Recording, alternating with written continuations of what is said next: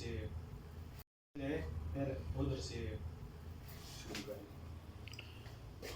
इस तरह पे घुमा के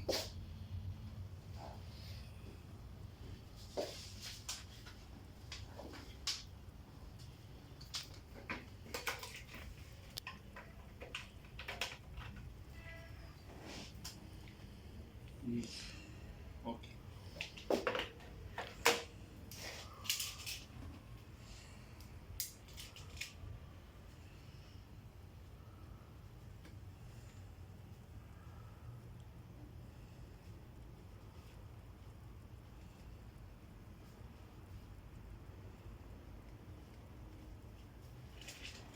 ठीक है